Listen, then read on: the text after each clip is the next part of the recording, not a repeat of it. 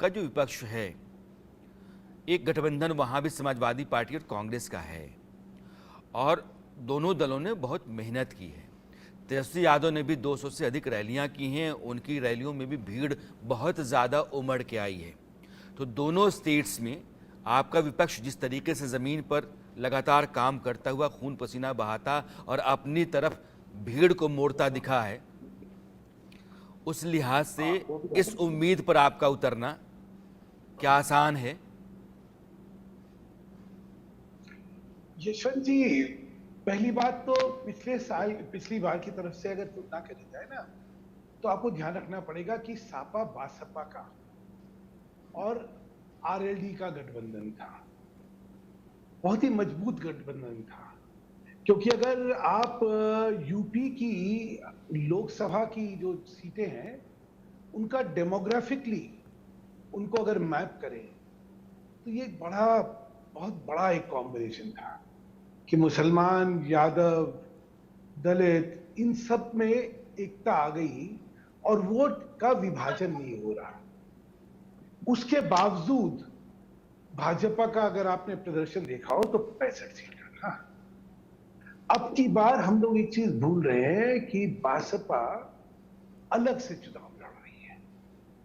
अगर विधानसभा के चुनाव का विश्लेषण करेंगे तो आप पाएंगे कि भाजपा के वोट ने यूपी की राजनीति में कैसा उलटफेर करा था। उसकी एक सीट आई थी, लेकिन वो अपने आप में एक बहुत महत्वपूर्ण वोट थी, 12% वोट लेगी। तो ये जो वोट विभाजन है, इसका फायदा सीधे सीधे भाजपा को मिलने वाला है। और ये तथ्य जो है, ये पिछली बार के मुकाबले एक बहुत आता हूँ रास बिहारी सुधांशु जो कह रहे हैं, क्या ये चलती हुई या तैरती हुई नाव के पीछे जो हवा उसके साथ चलती है, बीएसपी उत्तर प्रदेश में बीजेपी के लिए वैसी है क्या? मुझे लगता है कि बीएसपी की अपनी अलग रणनीति है, क्योंकि पिछले लोकसभा चुनाव में एसपी से गठबंधन तो किया, लेकिन गठबंधन बाद में चला नहीं। विधानसभा चुनाव में अलग लड़े, तो एक तो विश्वास वाला गठबंधन कभी रहा नहीं सपा और बसपा का, या बसपा ने जिससे भी गठबंधन किया वो गठबंधन में कभी विश्वास नहीं कायम कर सकते। और इसी कारण मुझे दूसरा जो है कि बसपा अपना वोट परसेंटेज ज्यादा दिखाना चाहता है, क्योंकि बसपा के पास में अब खोने के लिए बहुत कुछ है। अगर उसका वोट परसेंटेज नहीं बढ़ता है, उसके कुछ लोग जीत के नहीं आते हैं, तो उसको राष्ट्रीय दल की मान्यता पर खतरा मंडराता दिखाई दे रहा है। इसकी एक बड़ी वजह है कि ज्यादा से ज्यादा प्रत्याशी लड़ाने की कोशिश करते हैं। लेकिन हमने विधानसभा चुनाव में देखा कि किस तरह बसपा के प्रत्याशियों की जमानत जब्त हुई है बड़ी संख्या में, और इस बार लोकसभा चुनाव में भी जनता देखेगी कि बसपा के उम्मीदवार जो टक्कर में बताए जा रहे थे, वो केवल हार जीत में कुछ सीटों पे भूमिका निभाई। कई सीट्स पर आप देखेंगे तो बीएसपी ने कुछ ऐसे कैंडिडेट्स डाले हैं जो समाजवादी पार्टी के कैंडिडेट के मुकाबले में खड़ा होते हैं, या जो उस तरह का वोट बैंक आता है उसी में सेंधमारी करते हुए से आपको दिखेंगे। मैं वेरका साहब आपके पास आना चाहता हूँ, बहुत देर से नहीं आ पाया हूँ। कांग्रेस के लिए जो जानते हैं सबसे बड़ा चैलेंज क्या है?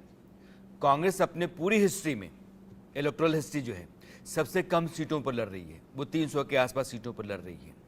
पिछले 2 बार के चुनाव में नेता प्रतिपक्ष चुनने के लिए जो 10% मिनिमम नंबर ऑफ सीट्स होने चाहिए, वह भी वो नहीं हासिल कर सकी है। क्या कांग्रेस सबसे कम सीटों पर लड़ते हुए भी नेता प्रतिपक्ष के लिए जो 54-55 सीटें होती हैं जीतने की खातिर, उतनी सीटें जीत पाएगी? के बात यह है कि आप जो अभी अमित शाह जी के बारे में जो तबसरा कर रहे थे, जो उनका दावा है, उनके सारे दावे हवा हवाई होने वाले हैं। एक बात का मैं दावा करता हूं। दूसरी बात मैं ये कहता हूं कि लोग महंगाई पे बात करना चाहते हैं, लोग बेरोजगारी पे बात करना चाहते हैं, आप बात नहीं करना चाह रहे। आप जो सपना देख रहे हो 2019 वाला या 2014 वाला देख रहे हो, वो सपने सारे बेकार होने वाले हैं। ना खुदा ही मिलेगा, ना विसाले सनम और मुझे इस बात में कोई शंका नजर नहीं आ रही कि 4 तारीख को जैसे रिजल्ट सामने आएंगे, आप ये कह रहे हैं हम विपक्ष का नेता बनाने की बात नहीं, हम नेता बनाएंगे और आप देखेंगे कि प्रधानमंत्री जो है वो हमारे गठबंधन का होगा। अच्छा विक्रम राव, एक सवाल रह गया है जो बहुत ज़रूरी है कि पूछा जाए। चुनाव लगभग पूरा है और ज़मीन से जो चीज़ें छन कर के आती हैं पत्रकार लगभग समझता है, जानता है, जांचता है, परखता है। एक लंबा अनुभव आपका रहा है।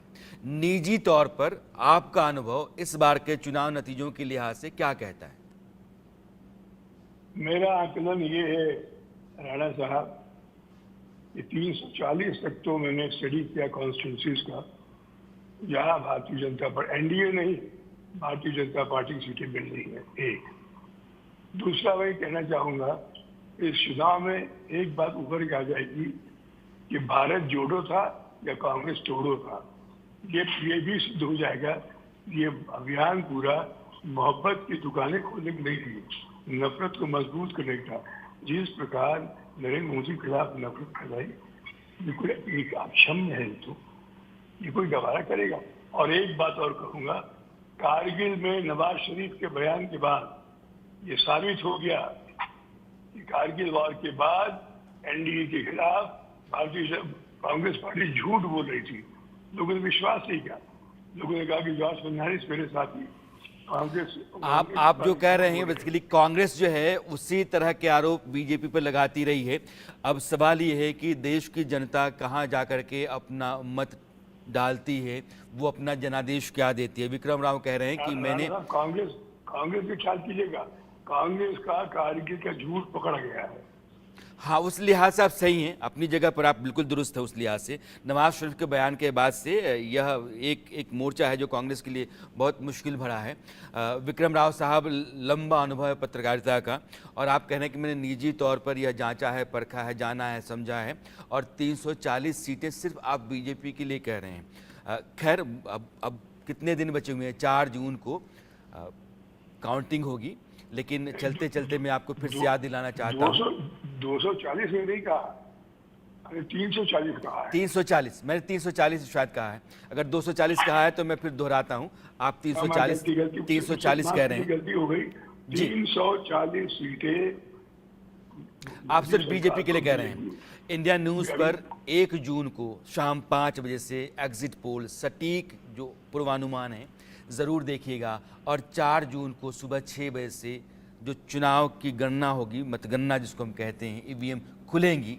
उन नतीजों के सबसे तेज़ नतीजे अगर आपको देखने हैं, उसका सही विश्लेषण आपको जानना समझना है तो आप इंडिया न्यूज़ के साथ जरूर जुड़िएगा।